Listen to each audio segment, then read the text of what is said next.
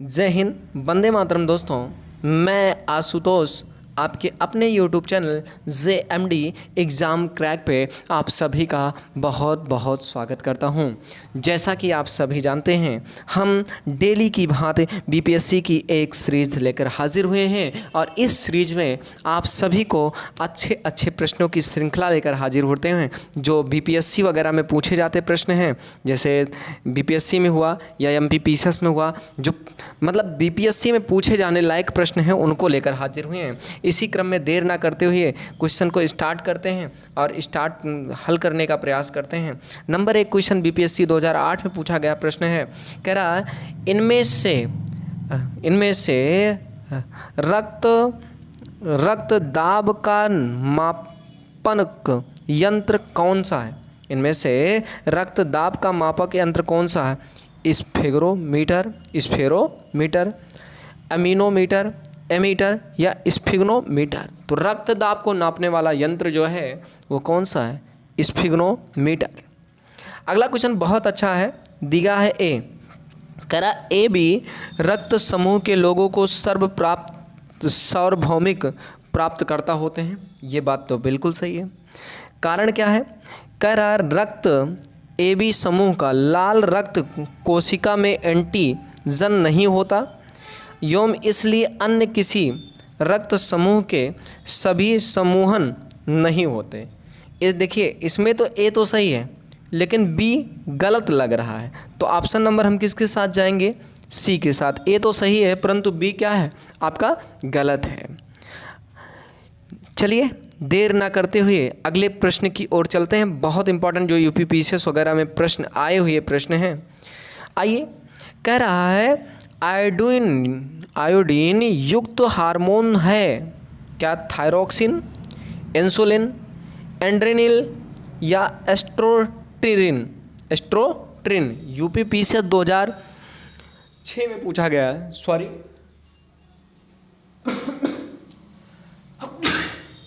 Sorry, UPPCS 2006 में पूछा गया प्रश्न था।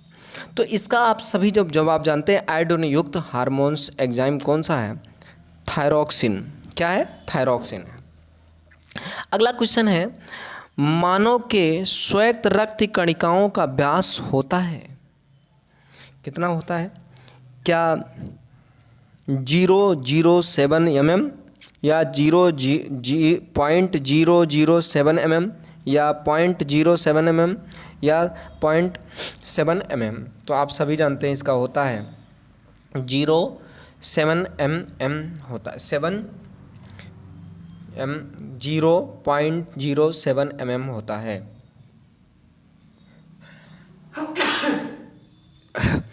चलिए देर ना करते हुए अगले क्वेश्चन की बात करते हैं। मानव के शरीर में हीमोग्लोबिन कार्य करता है ऑक्सीजन का परिसंचरण, रक्तलपता का रोकना, जीवाणुओं को नष्ट करना, लौह का उपयोग। उत्तराखंड PCS 2008 में पूछा गया है। तो आप सभी जानते हैं क्या है? रक्त का परिवहन। क्या होता है? रक्त का परिवहन का कार्य करता है हीमोग्लोबिन।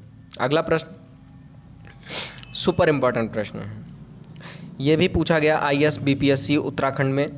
कह रहा जब, ध्यान दीजिएगा, जब वृक्क कार्य करना बंद कर दे तो निम्नलिखित में से कौन सा पदार्थ जमा होता है? नंबर 1 शरीर में वसा, नंबर 2 रक्त में जनतंत्रिक अपशिष्ट पदार्थ, या रक्त में शर्करा, या शरीर में प्रोटीन। तो आप सभी जानते हैं क्या बंद कर दे? तो अगर वृक्क कार्य करना बंद कर दे तो रक्त में जनित्र अपशिष्ट पदार्थ बचा रहता है। अगला प्रश्न है, जब एक व्यक्ति वृद्ध हो जाता है तो सामान्यतः उसका रक्तदाब घट जाता है, नंबर 1 बढ़ जाता है, नंबर उतना ही रहता है, या बदल जाता है? तो आप सभी जानते हैं क्या हो जाता है? बढ़ जाता है। रक्तदाब क्या होता है? बढ़ जाता है। अगला इंपॉर्टेंट प्रश्न है, कह रहा मानव शरीर में पुच्छ कौन सी संरचना से संलग्नित होता है? क्या बृहत तंत्र से, क्या क्षुत्र तंत्र से, क्या पित्ताशय से, क्या आमाशय से? आईएएस 2007 में पूछा गया प्रश्न है। तो आप सभी जानते हैं बृहदातंत्र से, बृहद तंत्र से पूछा जाता है। कहाँ से? बृहद तंत्र से पूछा जाता है। देर ना करते हुए अगले प्रश्न की बात करते हैं, और अब सुपर इम्पोर्टेंट प्रश्नों की झड़ी लग रही है। अगला कह रहा है, ध्यान दीजिएगा, कह रहा है मानव शरीर में क्षुधा तंत्र के 3 संरचनात्मक भागों की लंबाई का कौन सा सही ह्रासवन क्रम है, यानी घटता हुआ क्रम है? क्या पहले मध्यातंत्र होता है, ग्राही तंत्र या शेष नलिका तंत्र? गलत है। शेषांत तंत्र होता है या ग्राहिणी तंत्र होता है या मध्यिका तंत्र होता है? मध्यिका तंत्र, शेषांत तंत्र या ग्राहिणी तंत्र?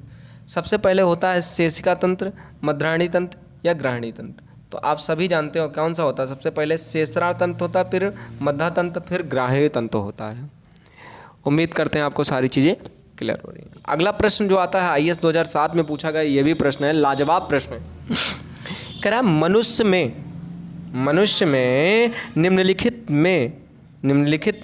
निम्नलिखित हार्मोन्स में से कौन सा रक्त कैल्शियम फास्फोरस को विनियमित करता है? क्या ग्लाइकॉल, वृद्धि हार्मोन्स या पैराटूक्स हार्मोन्स या थायरॉक्सिन हार्मोन्स? तो आप सब लोग जानते हैं पैराटूक्स हार्मोन्स ऐसा काम करता है। कौन सा? पैराटू हार्मोन्स, पैराटू हार्मोन्स काम करता है। अगला क्वेश्चन है आईएएस 2007 का प्रश्न है, ये भी लाजवाब प्रश्न है और कई बार प्रश्नों की श्रृंखला में ये प्रश्न पूछे जाते हैं, तो उम्मीद करते हैं आपको सभी आ रहे होंगे। चलिए देर ना करते हुए बात करते हैं अगले प्रश्न की। कह रहा मानव शरीर में निम्नलिखित भागों में से किस एक में शुक्राणु डिंबन को निषेचित करता है? क्या गर्भाशय गृह में, गर्भाशय ऊपरी भाग में, गर्भाशय निचला भाग में या डिंबन वाहिनी नली में? तो आप सभी जानते हैं डिंबन वाहिनी नली में ऐसा काम होता है। अगला क्वेश्चन है मानव मस्तिष्क के निम्नलिखित भागों में से कौन सा एक निगरण या उल्टी का निगमन केंद्र है? क्या अनुमस्तिष्क पहला, क्या प्रमस्तिष्क, क्या मेंडुलम अल्टागेटा या पोन्स? तो आप जानते हैं मेंडुला अंडबेल्ट। अगला आता है अगला क्वेश्चन, निम्नलिखित में से किस एक की उत्पत्ति यकृत का कार्य है? लाइपेज, यूरिया, संश्लेष, हाइड्रोक्लोरिक अम्ल? तो कौन सा ऐसा भाग है जिसका है? तो आपको ये पता होना चाहिए ये कौन सा भाग है? यूरिया भाग। कौन सा है? यूरिया जो यकृत का कार्य करती है, एक उत्पत्ति में यकृत का कार्य करती है। अगला इंपॉर्टेंट प्रश्न है जो आज का सुपर इंपॉर्टेंट प्रश्न है। अगला सुपर इंपॉर्टेंट प्रश्न है, अगला देखते हैं। चलिए, मानव तंत्र में निम्नलिखित में से कौन सा एक पाचक एंजाइम नहीं है? क्या ट्रिप्सिन, ग्राफ्सिन, टाइलिन, पेप्सिन? कौन सा नहीं? तो आप सभी जानते हैं गैरिस्टिन नहीं है। क्या पाचक एंजाइम नहीं? अगला क्वेश्चन है मानव शरीर में जल का अवशोषण हो सकता है विकृत या विकृत नलिकाओं में, यकृत या यकृत कोशिकाओं में, बृहदातंत्र में, अग्नाशय नली वाहिनी में? तो आप सभी जानते हैं इसमें कहाँ पर होता है, किसमें होता है? 1 और 2, मतलब 1 और 3 में, इसमें और इसमें हो सकता है, अदरवाइज किसी में नहीं होता। अगर सीडीएस में क्वेश्चन पूछा गया, बहुत अच्छा क्वेश्चन है। अगला देखिए, बहुत अच्छा प्रश्न और सुपर इंपॉर्टेंट प्रश्न है। मानव शरीर का नियंत्रण मस्तिष्क के किस भाग से किया जाता है? क्या अधोअश्चेतक से, अनुमस्तिष्क से, मेंडुला ऑब्लेंटा से या घृणा पालिका से? आप सभी जानते हैं यहाँ पर भी जवाब क्या जाएगा? मेंडुला गॉलगेल्टा से। अगला क्वेश्चन है, कह रहा है हमारे शरीर में मस्तिष्क का कौन सा भाग संवेगात्मक क्रियाओं का नियंत्रण करता है? क्या हाइपोथैलेमस, या तानिका या थैलेमस या प्रमण मस्तिष्क प्रणस्तिक्स। तो आप सभी जानते हैं कौन सा करता है, तो हाइपोथैलेमस क्या करता है, हाइपोथैलेमस करता है। आपको ये सीरीज कैसी लग रही है कमेंट करके जवाब दीजिए, क्योंकि हमें भी आपका वीडियो बनाने के लिए प्रोत्साहन मिलता रहे। आज का लास्ट स्लाइड और लास्ट प्रश्न के साथ चल रहे हैं। मस्तिष्क जिम्मेदार है सूचनाओं सोचने के प्रति, हृदय गति नियंत्रण के लिए, शरीर के संतुलन के लिए, या उपरोक्त तीनों के लिए।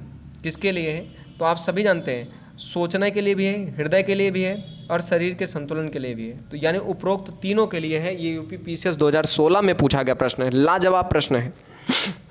अगला क्वेश्चन है, हार्मोन्स का उदाहरण है ऑक्सीटोसिन, रेनिन, पिपरिन, आइसोटिन। तो उदाहरण है, एसएससी में पूछा गया प्रश्न है। तो कौन सा है, आप सब लोग जानते हैं ऑक्सीटोसिन हार्मोन्स का उदाहरण है। अगला प्रश्न, आज का लास्ट प्रश्न, कह रहा निम्नलिखित में से कौन सा एंटीडायोटीरिक हार्मोन्स है, वैसोप्रेसिन, ऑक्सीटोसिन, एसटीएस, कार्टिन। तो कौन सा है, आप जवाब दीजिए कौन सा है। तो आप जानते हैं वैसोप्रोटीन है, वैसोप्रेसिन है। आपको ये सीरीज कैसी लगी कमेंट करके हमें जवाब दीजिए, ताकि हमें भी वीडियो बनाने के लिए प्रोत्साहन मिलता रहे। और भी मित्रों को पास शेयर कीजिए, क्योंकि जब मेहनत कोई व्यक्ति करता है और उसका निष्कर्ष निकलता है तो बहुत आनंद आता है। और इसी आनंद के साथ आप जुड़े रहिए, क्योंकि हम और आप सिर्फ यही बीपीएससी सीरीज के साथ जुड़े रहेंगे। इसके बाद फिर जो भी आपको, जैसे बीपीएससी के अलावा कुछ चीज़ें जीएस हुआ, ये सारी चीज़ें चलती रहेगी। आप बीपीएससी में अपना भाग्य माँ भगवती से हम कामना करते हैं आप लोग सभी लोग इसमें सेलेक्ट हो जाइए, और साथ ही साथ सबकी मनोकामना पूरी करें। हम एक ही चीज़ चाहते हैं, अगर आपको मेरी ये सीरीज अच्छी लग रही होगी तो आप लाइक कर दीजिएगा और चैनल को सब्सक्राइब कर लीजिएगा और चैनल के साथ जुड़ जाइएगा, और भी अपने मित्रों को जोड़ने का प्रयास कीजिएगा, ताकि और भी लोगों का भला हो सके, और भी तक ये वीडियो पहुंच सके। ठीक है, आज की क्लास आपको कैसी लगी इसके नीचे कमेंट करके अपनी राय ज़रूर दें। मिलते हैं नेक्स्ट वीडियो में, तब तक के लिए जय हिंद, वंदे मातरम दोस्तों। और 7 बजे अगले वीडियो का इंतज़ार करते रहिएगा। मिलते हैं नेक्स्ट वीडियो में, तब तक के लिए जय हिंद, वंदे मातरम दोस्तों।